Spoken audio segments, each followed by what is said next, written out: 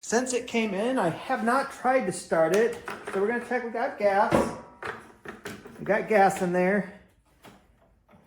And let's put it on full choke. These older engines, these Tecumsehs, I like to start them on full throttle. Let's prime it. And let's give it a pull.